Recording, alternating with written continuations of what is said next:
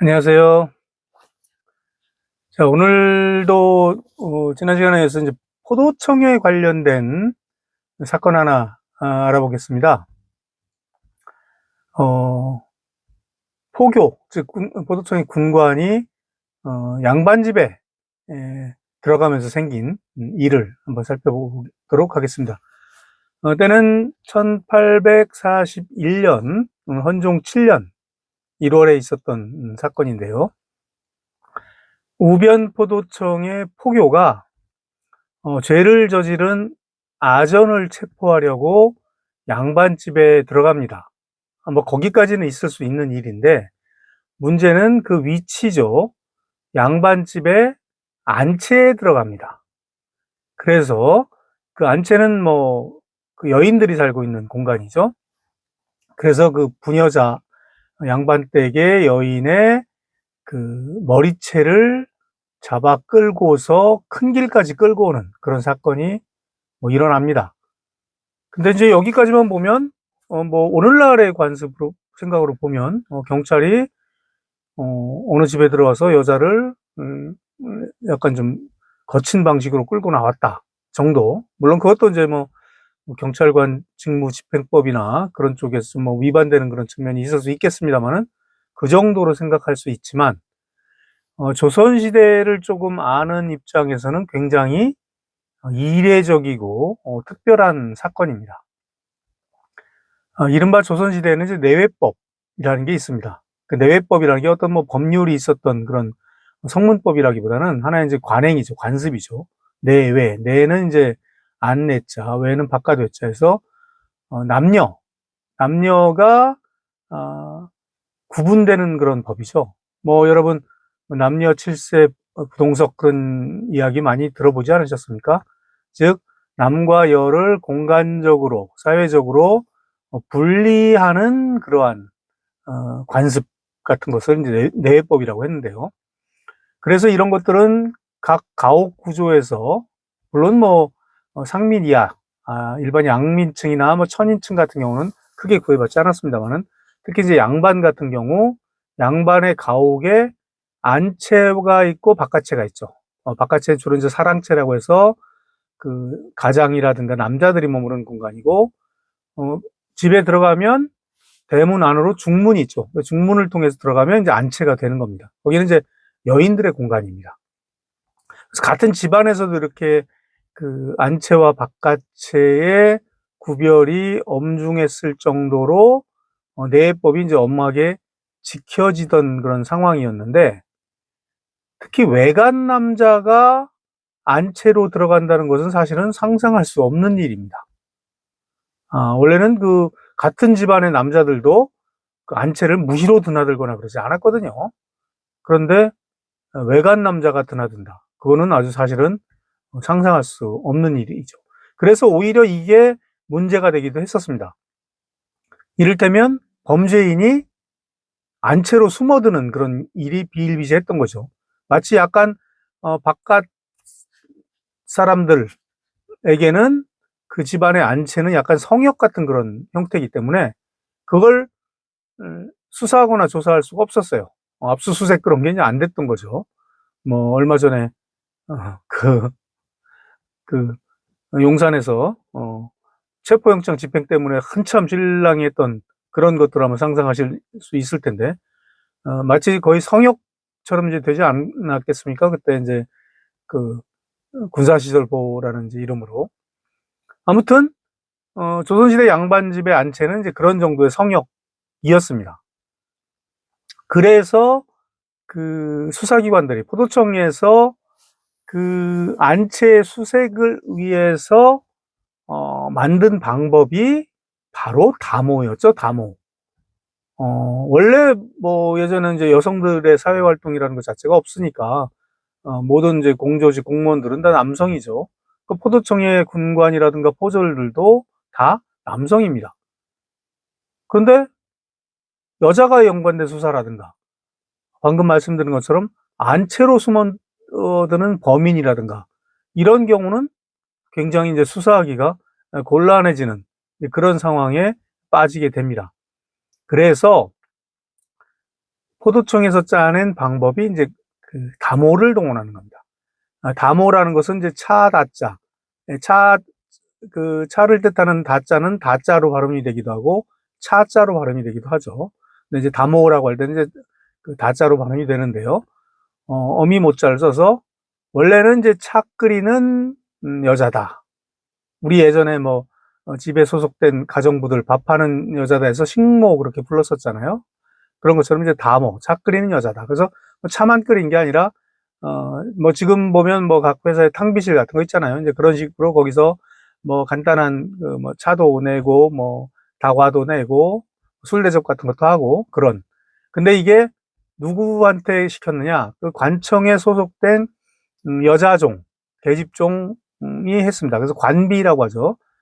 그 벼슬관의 계집종, 여자종을 뜻하는 비자를 써서 그래서 관청에 소속된 여자종이었던 관비들 중에 일부를 다모로 그 다모들을 그중 관비 중에 이제 차나 술 심부름하던 다모들을 포도청에서 고용을 해서 그래서 이들을 그 양반댁을 여자와 관련된 아니면 여자가 있는 공간과 관련된 수사에 보조 역할로 쓰게 됩니다. 그게 이제 다모죠. 그래서 이제 다모가 갖는 이제 조선 후기에 사실 굉장히 독특한 위치잖아요. 이제 남성 중심의 사회에서 여자가 포도청에 소속돼서 어떤 그런 이제 역할을 하게 되니까 나중에는 이제 이게 뭐 드라마라든가 뭐 만화 같은 데 소재가 돼서 마치 이제 포도청에 이제 여자 형사 역할을 하는 뭐 그런 것처럼 이제 극화가 되기도 했었죠. 그래서 뭐 지금으로부터 한 20여 년 전에 다모라는 그런 이제 그 드라마가 한때 엄청나게 이제 유행을 한 적이 있었습니다.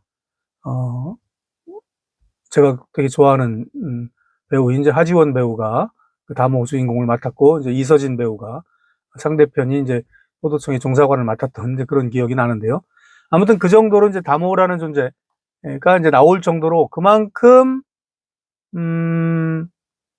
그 여성들의 공간에 대한 어떤 그런 금기 그런 것들이 컸다는 거죠. 그런데 이제 그런 상황에서 다모를 동원한 것도 아니고 포졸이 직접 들어가서 양반집 부녀자를 머리채를 끌고 했다는 것은 그런 내법이 무시되기 시작했다.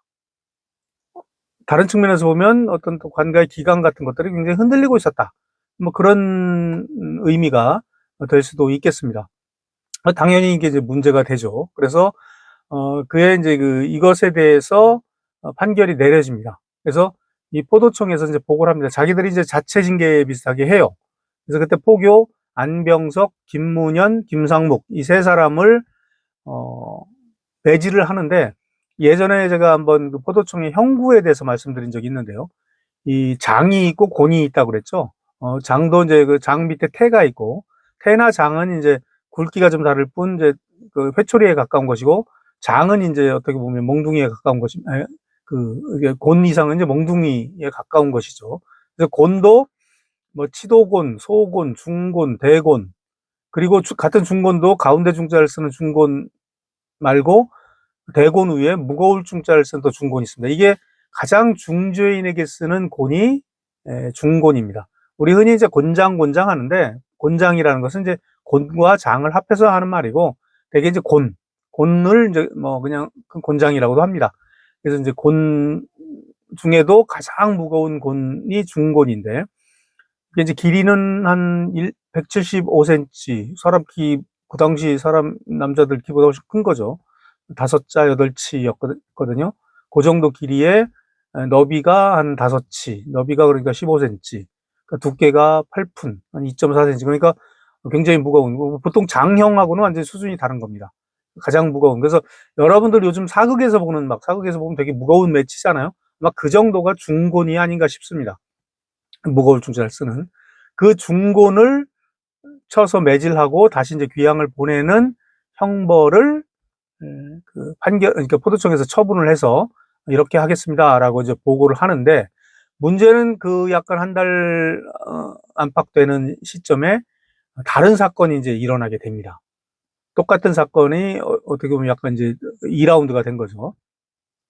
당시 형조, 지금으로 치면 이제 법무부죠. 형조 정랑이면 한 정오품 정도 되기 때문에 굉장히 어떻게 보면 약간 중간급 이상 고위관직이라고 볼 수가 있는데요. 이 김징순이라는 이제 형조 정랑이 있었는데, 이 위의 사건에서 포교들에게 머리채를 끌려서 길바닥으로 끌려 나온 여인이 바로 이 형조 정랑 김징순의 서얼 누이였습니다. 그러니까 김징순 입장에서는 자기가 조정의 관료, 중견 관료인데 하찮은 포교들에게 비록 이제 서얼이긴 하지만 그러니까 어미는 달랐겠죠. 이제 김징순은 이제 적실, 적자 쪽이었고 그 서자였으니까 서로 약간 신분은 달랐지만 그래도 어쨌든 아버지가 같은 서얼 누이인데, 이 누이가 하찮은 포교들에게 이렇게 모욕을 당했다는 것이 굉장히 이제 화가 났겠죠. 그러니까 이 포도청의 형리들을 위협을 합니다. 그러니까 포도청 형리들 입장에서는 같은 포도청의 포교들이니까 사실은 곤장 같은 걸 살살 칠 수도 있었거든요. 그런데 이 형조정랑과 법무부가 이제 법무부니까 유관기관 아닙니까? 되게 이제 포도청의 모든 일들은 다 법무부를 그때 형조를 거치게 돼 있었어요. 그러니까 상급기관이라고 볼 수가 있죠. 그 형종의 이제 정랑이 이 형리들을 위협합니다. 그래서 그 포교들을 매우 엄하게 다스리도록 그렇게 명을 합니다. 즉 아주 모질게 때리도록 그렇게 시킨 거죠. 그래서 사실은 원래 그 옛날에 장형, 특히 곤형 같은 경우는 제대로 집행을 하면 거의 살아남기가 힘든 그런 상황입니다. 그래서 상당히 모질게 그 때리도록 시킨 결과 위에 포교 3명, 안병석, 김문현, 김상묵 중 한 명은 매질의 그 장독이라고 하죠. 그 후유증을 이기지 못해서 감옥에서 죽습니다. 그리고 하나는 또 길에서 죽어요. 아마 이제 귀향을 가던 길이었던 모양이에요. 그리고 나머지 하나는 거의 사경을 헤매는 그런 지경이 됩니다. 그 셋 중에 둘은 죽고 하나는 거의 죽을 지경이 이를 정도로. 그러니까 아주 그냥 무지막지하게 그 매질을 했던 것 같습니다. 이제 이 사실이 또 알려져서 이제 문제가 돼요. 정상은 이해할 수 있지만, 이건 어쨌든 법에서 어긋난 거 아닙니까? 이른바 이제 사적 보복이죠. 오늘날 우리가 법치라고 하는 게 뭐예요? 아무리 자기가 화가 나더라도, 아주 그리고 흉악범이라도 개인적으로 처벌할 수는 없잖아요. 다 이제 국가에 의해서, 국가 시스템에 의해서 그 처벌을 하도록 그렇게 되어 있는데, 이렇게 사적 보복을 했으니까 이제 이걸 처벌을 하는 거죠. 특히 사람이 둘이나 죽고 하나는 거의 죽을 지경에 이르렀으니까 그냥 봐줄 수는 없었겠죠. 그래서 이 경우는 이제 장백대의 도형, 즉 이것도 이제 귀향의 일종이죠. 근데 이제 도형은 유형하고 다른 게 도배, 정배라고 하는데 둘 다 배소에 가는 건 마찬가지지만 이 정배는 무기 귀향이라고 볼 수 있어요. 정배는. 근데 그러니까 유배는. 근데 도배는 유기입니다. 그래서 도 3년 동안. 그리고 이것은 이제 가서 노역에 종사를 해요. 그 유배는 노역은 하지 않습니다. 거기서 이제 그 지역에 그냥 사는 거예요. 그래서 어떻게 보면 도형이 유형보다 가벼운 형벌이지만 또 도형은 약간 가서 노역을 해야 되니까. 근데 사실은 유형은 기간이었거든요. 그래서 짧게 풀려나는 경우도 있지만 길게 또 가는 경우도 있기 때문에 유형이 사실은 더 엄한 형이라고 볼 수 있겠죠. 아무튼 3년 동안 도형을 받는데 그 도형으로 그치는 게 아니라 장 100대를 원래는 맞고 가야 돼요.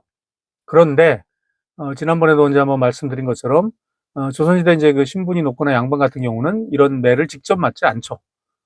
속형이라고 해서 대신 속전 대신 돈을 바치면 이렇게 좀 그것을 면할 수 있는 그런 제도가 있었어요. 그래서 장 100대를 속으로 대신 바칩니다.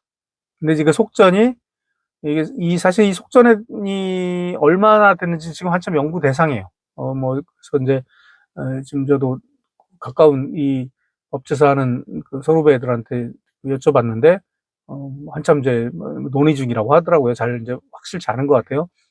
근데 이제 대명률의 규정에 의하면 구리 한 근, 그러니까 그 매 10대에 그 구리 한 근, 그러니까 장 100대면 구리가 10근이죠. 그 당시 아마 구리는 굉장히 이제 비쌌기 때문에 상당한, 그러니까 어느 정도 재력이 있어야 이것도 아마 속전을 바칠 수 있지 않았나, 그렇게 생각을 합니다.